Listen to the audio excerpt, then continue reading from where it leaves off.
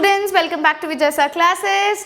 सो आज हम है part 2 of financial statements of a company, मतलब क्लास 12th अकाउंटेंसी के part 2 financial statements of a company में है।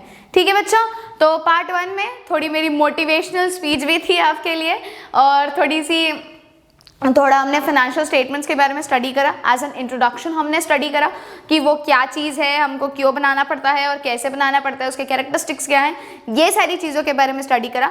अब जो हमें स्टडी करना है, अब वो हमें स्टडी करना है फाइनेंशियल स्टेटमेंट्स ऑफ कंपनी के टाइप्स के बारे में कि क्या क्या टाइप्स है। तो पहला पॉइंट है प्रॉफिट एंड लॉस अकाउंट, दूसरा है बैलेंस शीट, तीसरा है कैश फ्लो स्टेटमेंट, है ना।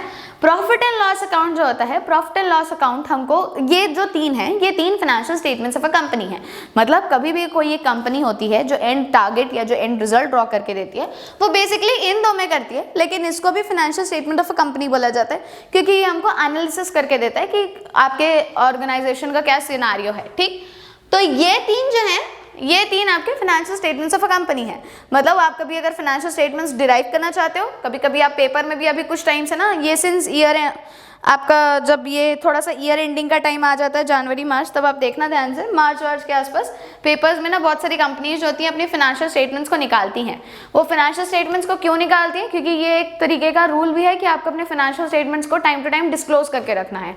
क्यों? क्योंकि बहुत सारे ऐसे पर्सनस होते हैं जिन्होंने आपकी कंपनी में इन्वेस्ट करा हुआ है, एज एन शेयर होल्डर्स हैं वो, एंड शेयर होल्डर्स की रिस्पॉन्सिबिलिटी होती है। शेयर होल्डर्स का रिस्पॉन्सिबिलिटी मैं नहीं बोलना चाहूँगी, शेयर होल्डर्स का ये अथॉरिटी होता है कि वो एज एन व्हेन रिक्वायर्ड, मतलब जब भी उनकी ज़रूरत है या जब भी उनकी इच्छा है, वो आपकी कंपनी के अकाउंट्स को स्टडी कर सकते हैं। तो ये आपका financial statements of a company कहलाता है। तो financial statements of a company में तीन तरीके के आपके अकाउंट्स होते हैं। एक प्रॉफिट एंड लॉस अकाउंट बनता है, दूसरा आपका बनता है बैलेंस शीट और तीसरा आपका बनता है कैश फ्लो स्टेटमेंट। ठीक है, तो चलो मैं यहाँ पे साइड बाय साइड आपको ड्रॉ भी करके दिखाऊंगी कि किस तरीके से हम ड्रॉ करते हैं। एक एक सब हेड लिखूंगी। रिमेंबर, मेरे हाथ में बुक होगी, लेकिन आप लोगों को लर्न करके जाना है, because you people need to give exam. मेरे को उनमें से बहुत सारी चीजें याद भी है। बुक इसलिए होगी मेरे हाथ में ताकि मैं कुछ भी छोटे से छोटी चीज भी मिस ना कर सकूं। सी वी ऑल आर ह्यूमंस, हम लोग ह्यूमंस है, कोई ना कोई छोटी मोटी मिस्टेक्स होनी पॉसिबल है। इसीलिए वो सारी एरर्स को रेक्टिफाई करने के लिए कि वो सारे एरर्स में से ना हो और आपको एकदम कंप्लीट आपके हाथ में मैं एक पूरा सोल्यूशन दूं कि आप जो चीज़ पढ़ रहे हो, आप एकदम परफेक्ट चीज़ मुझसे पढ़ रहे हो, इसीलिए मेरे हाथ में बुक होगी। Otherwise I am not keeping book in my, मैं कभी भी बुक लेके नहीं पढ़ाती हूँ। ठीक है, तो इसीलिए इस चीज़ से मोटिवेट नहीं होना है कि नहीं मैम बुक लेके पढ़ाती है तो हम भी बुक से ही देख लेंगे। ये इस चीज़ से मोटिवेट नहीं होना है। मोटिवेट इस चीज़ से होना है कि मैम पढ़ा रही है और हमको अच्छा स्कोर करना है, and nothing else should be a target. ठीक, चलो ओके। तो प्रॉफिट एंड लॉस अकाउंट, उसके बाद बैलेंस शीट और तीसरा कैश फ्लो। तो कैश फ्लो जो है ना, वो अपना एक सेपरेट चैप्टर है, उसको हम लोग उस चैप्टर में ही स्टडी करेंगे। ये दो जो है, ये दो इस चैप्टर के मोटिव हैं। इन दो के ऊपर हमको एक एनालिसिस वाला एक पूरा पढ़ना भी है, तो इन दो को हमको बेसिकली स्टडी करना है और इसको हम लोग एक अलग पार्ट के तौर पे हम लोग फिर से स्टडी करेंगे। ठीक है, तो सबसे पहले मैं तीनों का मीनिंग बताना चाहूंगी कि तीनों का मीनिंग क्या है। तो तीनों का मीनिंग ये है, profit and loss account, balance sheet and cash flow. सबसे पहले कैश फ्लो से चालू करते हैं। कैश फ्लो स्टेटमेंट मतलब होता है कैश का inflow and outflow in your organisation. Inflow and outflow in your organisation मतलब कैश कितना आ रहा है और कैश आपके पास से कितना जा रहा है। किसी भी ऑर्गेनाइजेशन में ये कभी नहीं हो सकता कि कैश सिर्फ आए और जाए कुछ भी ना, क्योंकि अगर आपको कैश को लेके आना है तो आपको अपनी तरफ से भी कुछ ना कुछ करना ही पड़ेगा। तो this is what is known for cash का आना एंड कैश का जाना आर टू इंपॉर्टेंट थिंग्स। और हम लोग जब कैश फ्लो स्टेटमेंट बनाते हैं तो हम इसको तीन एक्टिविटीज में बाइफरकेट करते हैं, ऑपरेटिंग, फाइनेंसिंग एंड इन्वेस्टिंग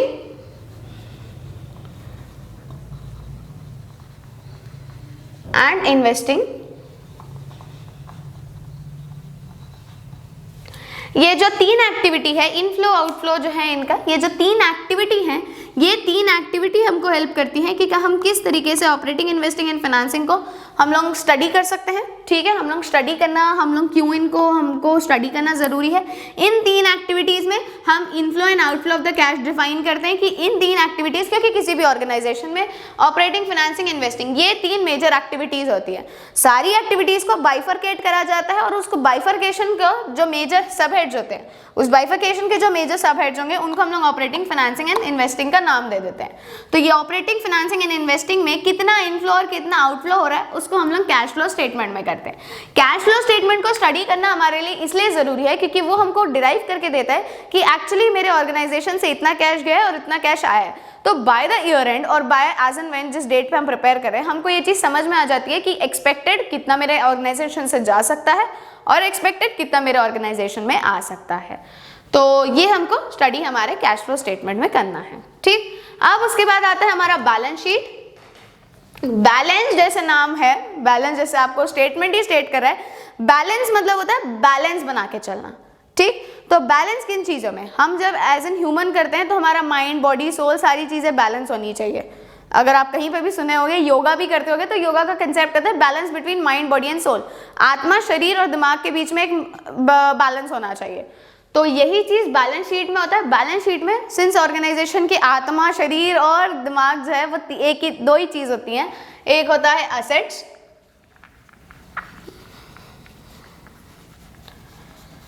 और दूसरी होती है लाइबिलिटीज।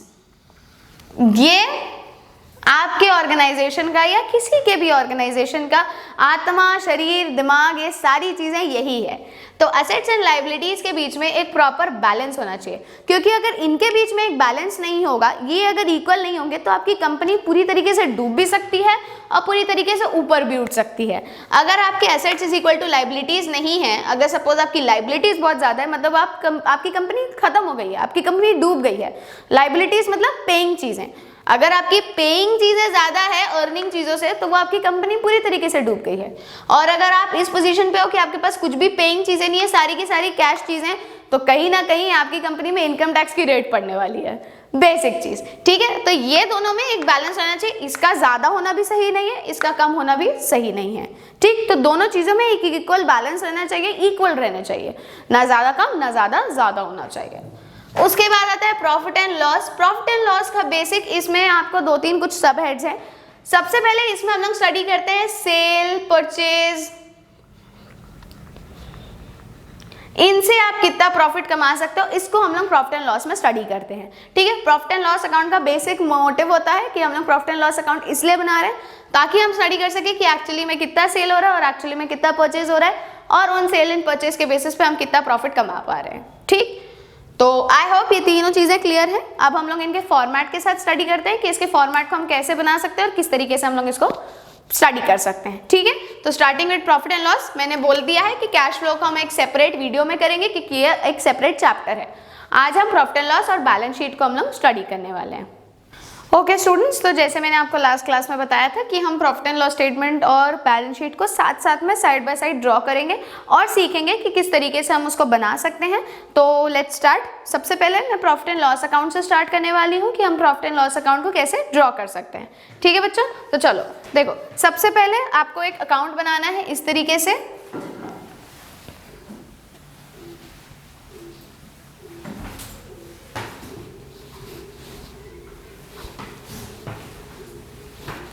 यहाँ पे आपके इसमें दो चीजें होती हैं। सबसे पहले आपको लिखना है particulars,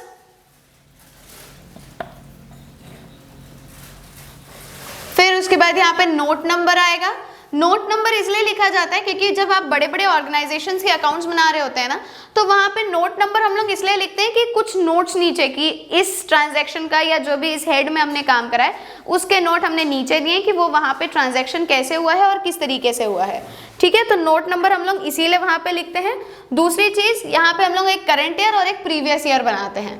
current year and previous year क्यों बनाया जाता है? क्योंकि फाइनेंशियल स्टेटमेंट्स में हमेशा एक प्रॉपर कंपैरिजन होता है कि किस तरीके से एक करंट ईयर में और प्रीवियस ईयर में डिफरेंसेस क्या क्या आए हैं और डिफरेंसेस क्या क्या आ सकते हैं। तो उसको हम लोग current year and previous year में इसीलिए बाइफरकेट करके हम लोग काम को करते हैं। ठीक है, तो पहला जो कॉलम होगा वो करंट ईयर का होता है, दूसरा कॉलम जो होता है वो प्रीवियस ईयर का होता है। तो यहाँ पे हम लोग करंट ईयर लिखते हैं और दूसरा हम लोग लिखते हैं प्रीवियस ईयर। ठीक है, क्लियर? अब देखो यहाँ पे हम लोग सबसे पहले पर्टिकुलर्स में हम लोग लिखेंगे। यहाँ पे आप लिखना profit and loss account for the year ended.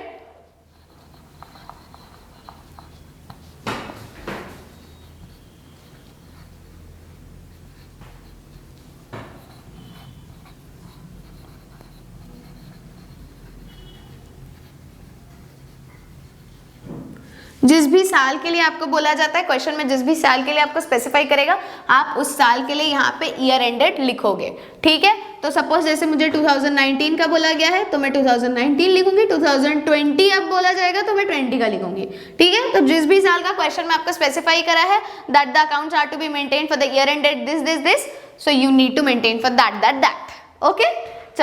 चलो सबसे पहला आता है हमारा रेवेन्यू फ्रॉम ऑपरेशंस। इस तरीके से आप रोमन लेटर में फर्स्ट लिखेंगे, फिर आप रेवेन्यू फ्रॉम ऑपरेशंस लिखेंगे,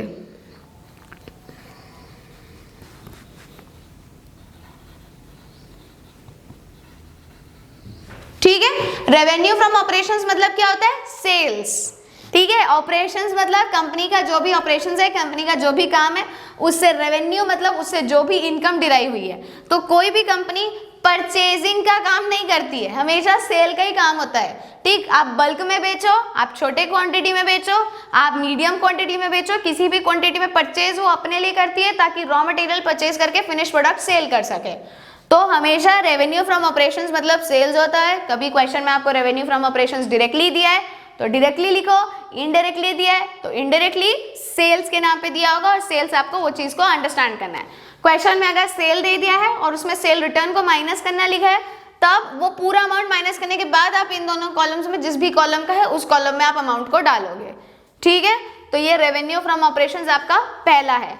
सेकंड, फिर आप यहाँ पे सेकंड लिखोगे ऐसे रोमन नंबर वाला, और यहाँ पे लिखोगे अदर इनकम। अदर इनकम मतलब है कि आपका अगर किसी और सोर्स के थ्रू कुछ और इनकम है तो वो आप यहाँ पे स्पेसिफाई कर दोगे, अदर इनकम। थर्ड आप लिखोगे टोटल रेवेन्यू।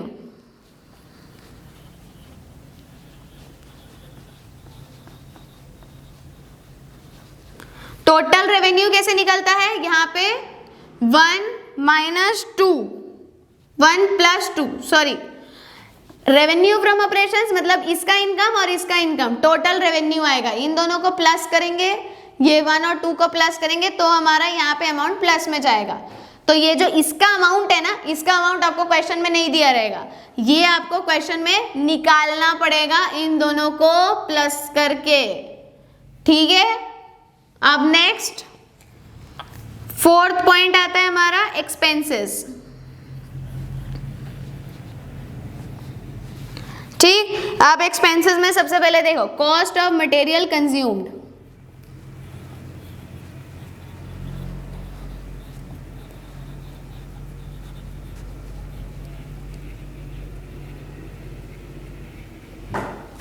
ठीक है, cost of material consume. Next purchase of stock in trade,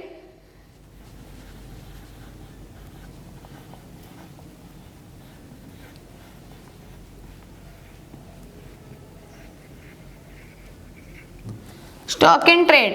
third changes in inventories,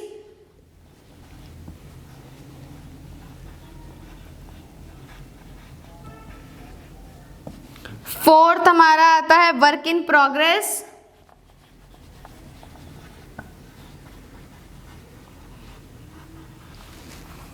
fifth है एम्प्लॉयज बेनिफिट एक्सपेंसेस,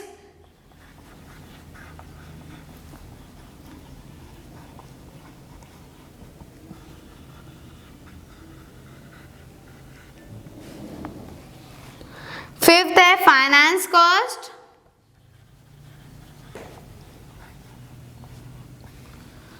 सिक्स्थ है डेप्रिसिएशन, सेवेंथ है हमारा अदर एक्सपेंसेस, ठीक है।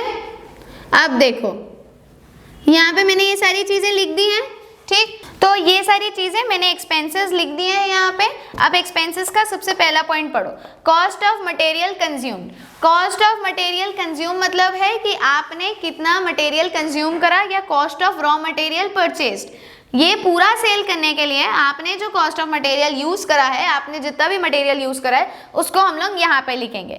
नेक्स्ट है purchases of stock in trade. Stock in trade का purchase कि कितना स्टॉक इन ट्रेड मतलब ट्रेड में बेचने के लिए या जो भी आपका बिजनेस है उसमें बेचने के लिए आपने कितना परचेज करा है। Third is changes in inventories. Inventories में क्या क्या आपने चेंजेस करा है। इन्वेंट्रीज में चेंजेस मतलब होता है कि क्लोजिंग स्टॉक और ओपनिंग स्टॉक का डिफरेंस। मतलब क्लोजिंग स्टॉक आपके पास कितना था, ओपनिंग स्टॉक आपने कितने स्टॉक से चालू करा, और आप जब साल के अंत में हो, ईयर एंड में हो, तो आपके पास कितना स्टॉक बचा हुआ है। वर्क इन प्रोग्रेस मतलब काम को बढ़ाने में आपके कितने खर्चे आए हैं, क्योंकि किसी भी काम को कंप्लीट करने में खर्चे तो आते ही हैं, तो ये वर्क इन प्रोग्रेस उस चीज का है। फिर employees benefit expenses. Employees benefit expenses मतलब एम्प्लॉइज को बेनिफिट देने के लिए आपने कितने खर्चे करें। कभी कभी जब ऑर्गेनाइजेशन आपका चलते रहता है तो एम्प्लॉइज के कुछ ना कुछ खर्चे होते हैं ताकि वो अपना मन लगा के काम करें, क्योंकि सिंस अगर वो मन लगा के काम करेंगे तो आपका ऑर्गेनाइजेशन अच्छा चलेगा। तो it is a dual aspect. तो एम्प्लॉइज बेनिफिट एक्सपेंसेस ये चीजों को भी देखना है। फाइनेंस कॉस्ट, अगर आपने फाइनेंस कराया तो फाइनेंस कराने का कितना कॉस्ट आपको लगा है। डेप्रिसिएशन, आपकी मशीनरी या जो भी आपने एसेट यूज करी है वो कितने डेप्रिसिएशंस में है। और उसके बाद हमको यहाँ पे अदर एक्सपेंसेस लिखना है। अदर एक्सपेंसेस मतलब जितना भी आपने एक्सपेंस करा हुआ है, जितने भी आपके एक्सपेंस हुए हैं, वो जो भी अदर देन एक्सपेंसेस हैं उनको आपको यहाँ पे नोट डाउन करना है। ठीक है, तो यहाँ पे जब हम अदर एक्सपेंसेस कर लेते हैं उसके बाद हमको टोटल एक्सपेंसेस करना है। टोटल एक्सपेंसेस मतलब होता है ये पूरे हेड को हमको प्लस करना है। इस एक्सपेंस में जितने भी ट्रांजैक्शन हुए हैं, इस एक्सपेंस में जितना भी आपके पास दिया है कि हाँ ये सारे एक्सपेंसेस हैं, उन सारे एक्सपेंसेस को आप प्लस करके अमाउंट को आप लिखोगे। ठीक है, यहाँ पे इन सारी चीजों को प्लस करने के बाद अमाउंट आएगा। Clear everyone? Next what comes is profit before taxes. ये आप total expense, total income minus expense करोगे तो आपका प्रॉफिट बिफोर टैक्स आ जाएगा। ये थर्ड हेड और ये फोर्थ हेड, इसको माइनस करोगे तो प्रॉफिट बिफोर टैक्सेस आएगा। ये आपका हो जाएगा fifth head, profit before tax. Profit before tax ये कैसे आएगा आपका? ये आएगा आपका थर्ड माइनस फोर्थ हेड से। ठीक है, मतलब ये जो थर्ड हेड है उसमें से आपका फोर्थ हेड को माइनस करोगे तो प्रॉफिट बिफोर टैक्सेस आपके आ जाएंगे। नेक्स्ट सिक्स्थ हेड में आपका आता है लेस टैक्सेस। मतलब लेस टैक्स करना मतलब क्या है कि आपको ये जो अमाउंट है इसमें से टैक्स का अमाउंट लेस करना है, इसमें से टैक्स का अमाउंट जो है आपको माइनस कर देना है, तो ये आपका लेस टैक्स आएगा। फिर उसके बाद सेवेंथ हेड आपका आता है प्रॉफिट और लॉस फॉर द पीरियड।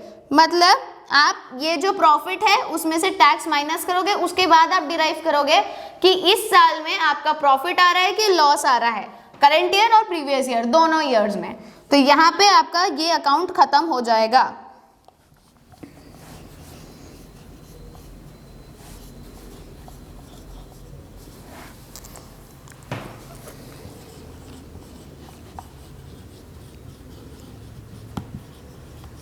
ये कैसे निकलेगा?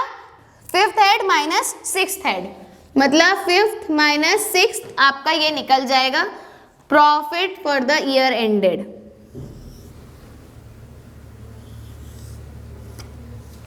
ठीक है, ये आपका हो गया प्रॉफिट और लॉस फॉर द पीरियड। मतलब ये आप सबसे पहले टोटल रेवेन्यू मतलब पूरा इनकम निकाल लिया, एक्सपेंस निकाल लिया, उसमें से हम लोग इनकम माइनस एक्सपेंसेस करेंगे।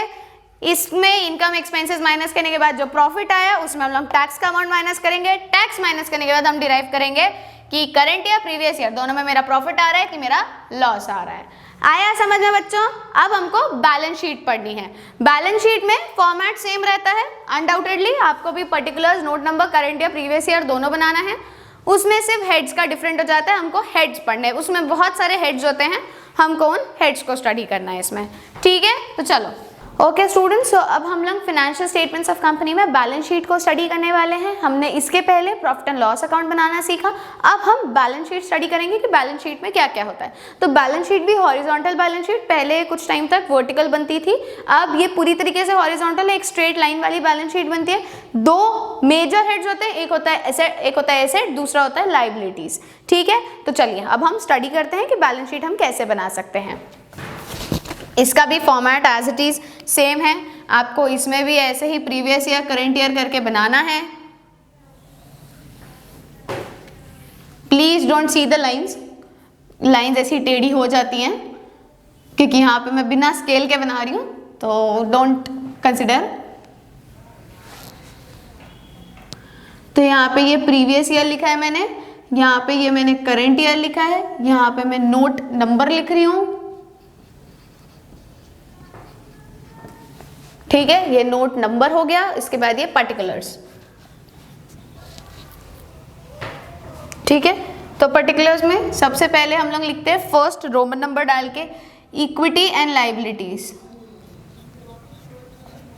इक्विटी एंड लाइबिलिटीज, ठीक है। अब इक्विटी एंड लाइबिलिटीज में पहला पॉइंट आता है शेयर होल्डर्स फंड्स,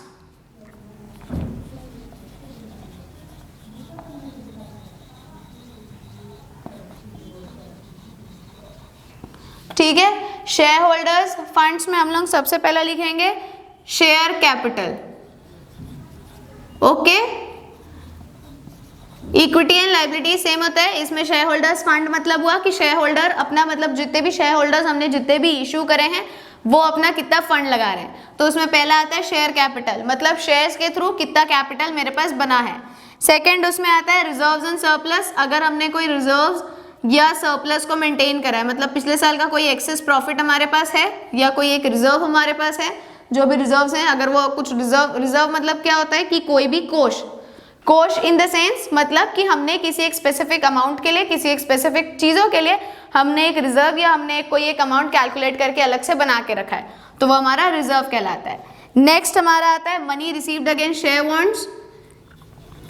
कभी कभी क्या होता है कंपनी वालों के पास पैसे नहीं होते तो लोग शेयर वारंट्स के अगेंस्ट, मतलब जो भी हम लोग शेयर वारंट्स देते हैं, जो भी शेयर्स इशू करते हैं उनके अगेंस्ट जो वो पैसे ले लेते हैं उसको हम लोग money received against share warrants बोलते हैं।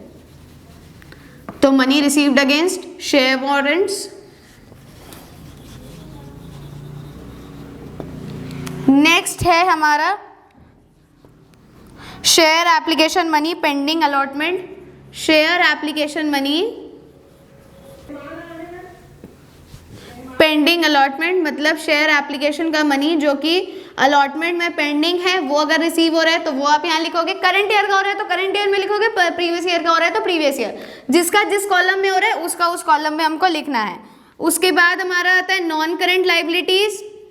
नॉन करेंट लाइबिलिटीज वर्ड मतलब होता है, या नॉन करेंट एसेट्स हम लोग जब बोलते हैं या नॉन करेंट लाइबिलिटीज जब हम लोग बोलते हैं तो इसका मतलब ये होता है ऐसे एसेट्स एंड लाइबिलिटीज जो एक साल के अंदर में लिक्विड नहीं हो सकते, मतलब कैश में कन्वर्ट नहीं हो सकते। नॉन करेंट लाइबिलिटीज से बोलने का मेरा मतलब होता है लॉन्ग टर्म बोरोइंग्स, मतलब जो मैं लंबे समय तक बोरोइंग लेके रखी हूँ जिनको मुझे अभी तुरंत में पे करने का कोई स्ट्रेस नहीं है, उसको हम लोग नॉन करेंट लाइबिलिटीज में लेके आते हैं, ठीक है। और नॉन करेंट एसेट्स मतलब जो लंबे समय तक मेरे ऑर्गेनाइजेशन में है, जिनको मुझे आज कल के अंदर में कभी भी या एक साल के अंदर में मुझे उनको कैश में कन्वर्ट नहीं करना है, वो मेरे नॉन करेंट एसेट कहलाते हैं। वहीं पे करंट लाइबिलिटीज या करंट एसेट्स मतलब होता है जो कि तुरंत कन्वर्टेबल इनटू कैश होते हैं, मतलब short term borrowings, short term loans, ये सारी चीजें क्या होती है तुरंत कन्वर्ट इनटू कैश हो जाती हैं, तो ये मेरा वो कहलाता है, ठीक है। इसके बाद चौथा हेड हम लोग बनाएंगे करंट लाइबिलिटीज का।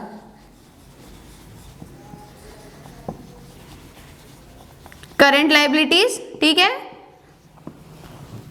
ना।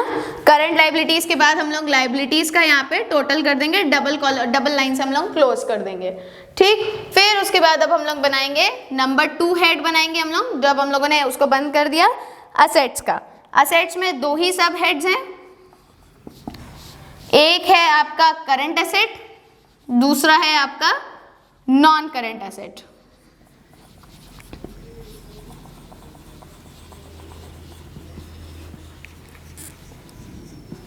फिर उसके बाद वो भी आपका टोटल हो जाएगा और यहाँ पे आपका बैलेंस शीट जो है वो आपका खत्म होता है, ठीक है।